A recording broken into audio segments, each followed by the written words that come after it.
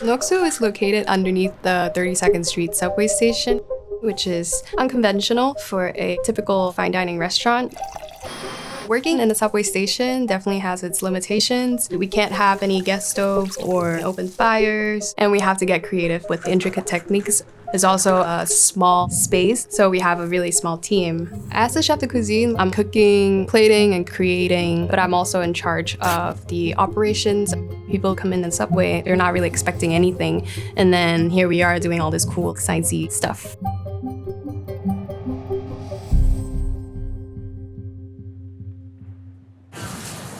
I'm here at Noksu. So awkward. Hi, my name is Jing. I'm the chef de cuisine here at Noksu. It's located underneath the subway station. Let's get to work. So to get into a restaurant, we actually input a code because we don't want people from the subway station to just walk into the restaurant. It also gives like a little speakeasy vibe. So we change this code daily. So this is a restaurant. It's 15 seats, chef counter. This place used to be a barber shop. So our owner, Bobby, was actually inspired by the movie Jiro Dreams of Sushi, where the restaurant is actually located in the Shibuya subway station. So he decided to create one here in New York City. This is the main area of the kitchen where we prep, we cook, and we serve everything. Chef Day and Chef Fred are already here, so I had to go and change and get to work. So this area is where we call the cave because it's technically underground. It's kind of under construction still. This location is not owned by the MTA. It's actually part of the Martinique Hotel. It's going to be a dessert hall in the future, and they have very kindly built us a little area where we store our dry stuff. In the subway station, there's not a ton of space in the main kitchen. So I'm gonna go over here to change. I gotta change now, so see you later.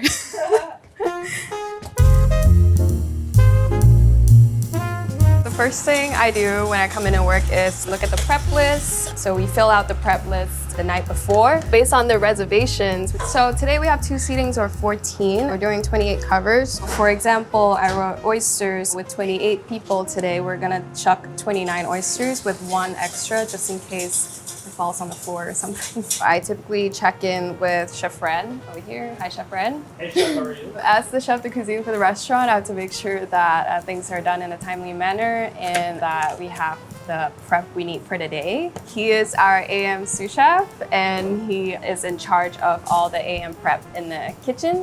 Fred, can you make the dashi foam and then fry the big boy fringis? Yes, Which is, I see it. Okay, cool. Thank you. Yes, It's definitely easier to prep for a tasting menu, especially a tasting counter like this, knowing how many people are coming in so that we don't over prep or under prep. Cool, so I'm gonna start the squab sauce and I'm gonna go grab the squab wings right now. This is Chef Day, he's our executive chef. Hey guys. These are the squab wings. We break down from the squabs because we don't serve them to the guests, so we use it for the sauce. Squab is a pigeon. It's a domesticated pigeon. We get our squabs from California. We like to make fun that we're using the pigeons from the subway, but no, obviously we get them from a purveyor. The first thing I do is sear the squab wings. We want to caramelize the squab wings to get the most flavor out of the squabs. It's very important that the oil is really hot before we start. When we deglaze it later with the Madeira and port, all that caramelization in the bottom is going to transfer into the sauce and makes it nice and tasty. I think squab has a really nice, like, gamey flavor to it. It's like a cross between duck and a chicken. We do serve half a squab head. It has a texture of a soft shell crab, so you're supposed to eat the whole thing in one bite. Because of the limitation of the space, we're in the subway station, we can't really have, like, gas hooked into the space, so we use electric stoves. And we have a nice little hood to suck up all the smoke. And then we're gonna use the same rondeau to finish cooking the vegetables and to make the sauce. So we add things here in layers. It's like Chef Day's cooking has a lot of layers in them. You wanna extract like the most flavor out of each vegetable. So you get that from adding things from different stages before moving on to the next one. So here we have black peppercorns and doenjang, a Korean soybean paste. It adds another layer and texture because it's fermented. As a CDC, I make this sauce because I think it's a little technical and I really enjoy making it. It's therapeutic. Port, It's a 45 wine. So it has more sugar than regular red wine, and we use this for the sauce just to add a little bit of sweetness into it. So I'm gonna bring this down to sec, which means I'm gonna take it down till it's dry. I'm reducing it low and slow to extract the most flavor out of the squab wings as well as the vegetables. Uh-oh. The induction just kind of stopped working. I'm gonna have to reset it. Definitely one of the struggles, so. Things get broken here. I do have to find solutions to fix it. It's just part of being a chef de cuisine for the restaurant. Yeah, she's back. I'm gonna add the Madeira in here, and it has that more acidic flavor. So it has that nice like fermented barrel oak flavor. This still needs to reduce for about 10 to 15 minutes. Then I'm gonna add the gyolju and then mushroom essence, which is the last thing that goes into this sauce. In the meantime, I'm gonna start with pastry stuff, which is something that I do as a CDC in this restaurant. Right now we're making the Hawthorn granite that goes on top of the free dessert. It's a palate cleanser. The bottom, there's pistachio custard, and then it's taco berry sorbet, chrysanthemum foam, and topped with this Hawthorn granite. Verjus, it's like a non-alcoholic grape juice. It's nice and tart and acidic. This is a cherry puree that I'm adding into the verjus. We don't have a pastry chef because essentially we're just like a very small restaurant. There's only 4 or 5 of us cooking in this kitchen at one time. You can't have a tasting menu without desserts. Haw flakes it's like a traditional Chinese candy. It looks kind of like that. It's like a little disc. This is a childhood snack for me and Chef Day, actually. I'm from Singapore. We do have this candy, and I hated it as a child, but it has a really good acidic flavor. I think it goes really well with the huckleberry. So now I'm adding the glucose. It's kind of like wet sugar.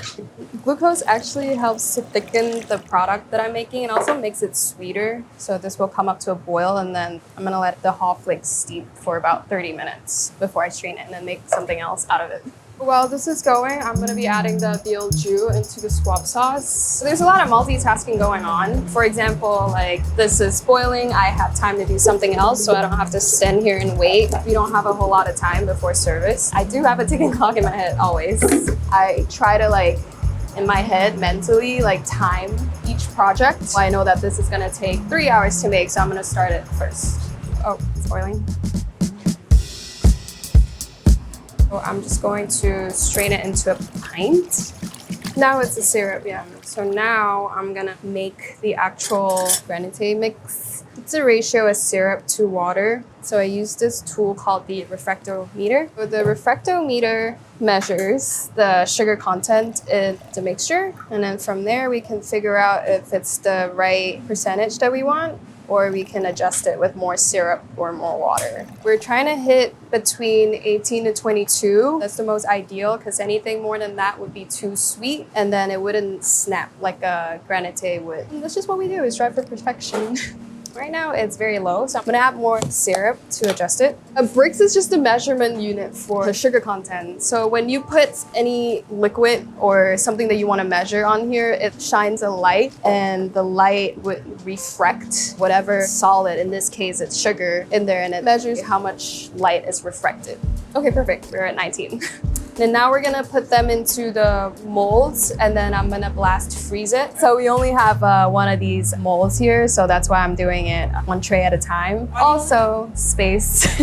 We only have this little blast freezer that can only hold up to 2 trays, and there's already a couple things in there.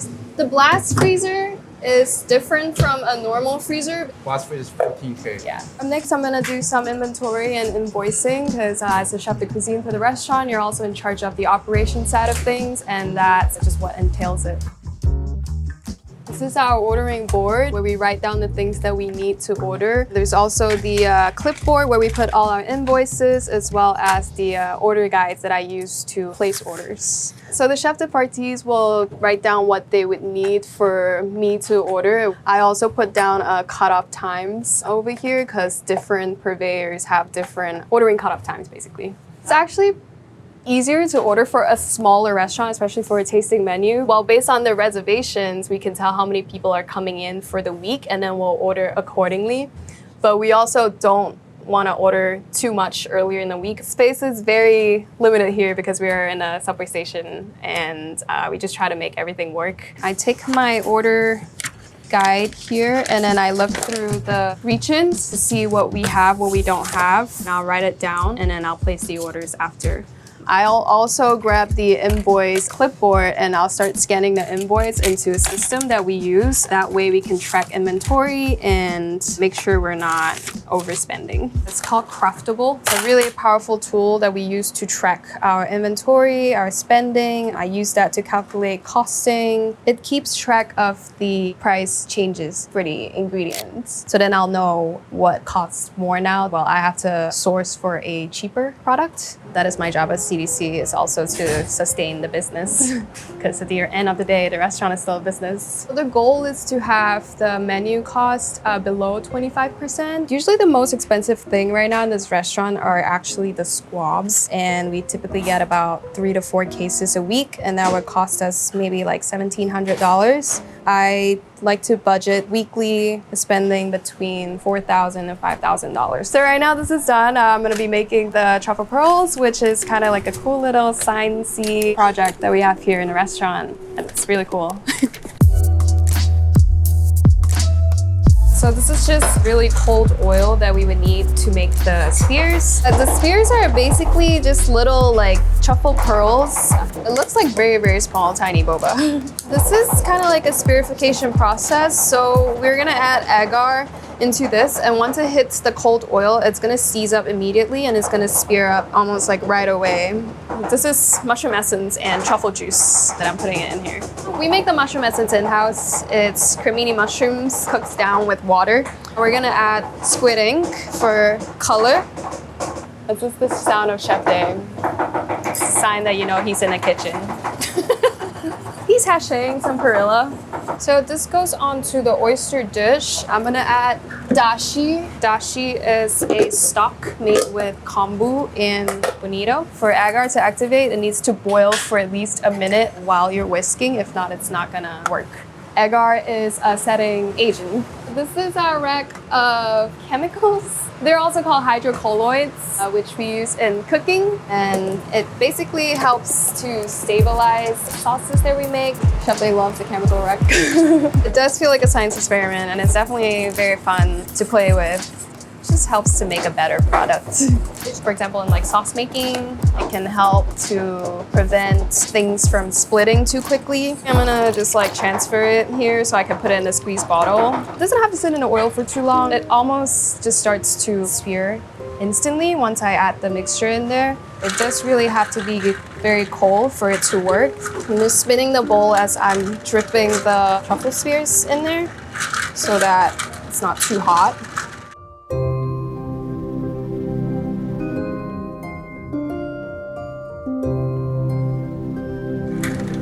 Alright, we're just done here. I only knew I wanted to be a chef when I was about 14, when I really suck at school. And I think it's the only thing I'm really good at, so that's why I'm doing it. It's actually really fun. This is just a passette or a passoire that we use to strain stuff.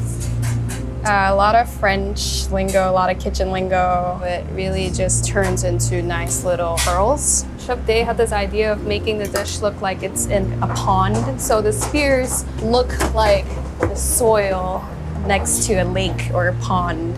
It also adds an interesting texture and flavor to the dish. It's really pretty, and I think the guests enjoy it, and if they enjoy it, then I think it makes it all very meaningful and worth it for all of us. And it's almost 3:30 now, so I'm gonna start making the beignets. So I have the beignet batter over here, as well as the ISI gun, which I'm going to charge the batter in. The ISI gun is typically used to aerate any kind of products, very commonly whipped cream, but I use it for the beignet to incorporate more air into the dough so it's nice and fluffy. This batter is almost like a sourdough. It has yeast in there, so it's alive and it's constantly fermenting. So this dish is basically a savory custard made with Parmesan as well as a little bit of uni and some truffle oil to make it extra luxurious. Right now, I'm gonna charge this gun. So charging the gun means that I am putting nitrogen, this guy, in here. So now it is charged and ready to be piped. So I'm just shaking it up to incorporate all the gas from the little charger. It aerates it basically. The induction burner actually brings things up quicker than a typical gas stove because of all the magnet from the actual induction clings on to the pot or pan that we're using and it heats it up almost like instantly. I want it at between 180 to 200. Yeah, so I do make sure that there's a little bit of oil in the ladle before I pipe the batter in there, just so that it doesn't stick to the bottom of the ladle. Right after I pipe it, it should start to bubble if it's the right temperature, and then I'm gonna baste it and it should puff up like a little ball. So this ladle actually helps keeps the shape of the beignet because I want them nice and round. As a CDC, I definitely help with a little bit of the creative aspect of the menu. So this is what it looks like on the inside. It's nice and airy. This is before we pipe the Parmesan custard that goes in there. After this, Chef Dave's favorite, he loves it. Chef Dave, you want one? Absolutely. So we just finished frying all the beignets and now I'm gonna start cleaning up. It's currently 4 o'clock. Have about 2 hours until service.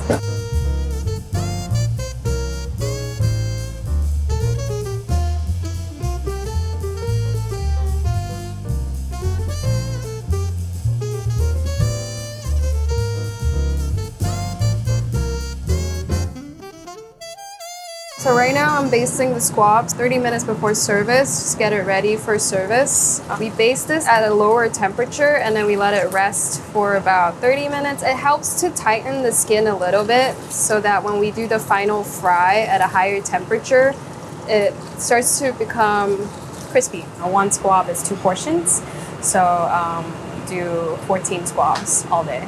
So I'll be here from when service starts at 6 all the way till we close around 11 o'clock. My role primarily is help plate the food and cook the squabs as well as some small garnishes. Plating is really important in the tasting menu because I think it gives the visual for the guests to try to understand and see what we're trying to do here. Especially here in Noksu, we try to be very, very detailed. During service, it takes us about maybe like 10 minutes to plate something. Once service starts, it's like a little dance we do with each other. We're guest facing. I think it's really cool that we're plating the food and then we're serving it to the guests. All right, so it's service. I have to finish frying these squabs. Thank you for joining me today, the day live at CDC at Noksu. Come try our food sometime.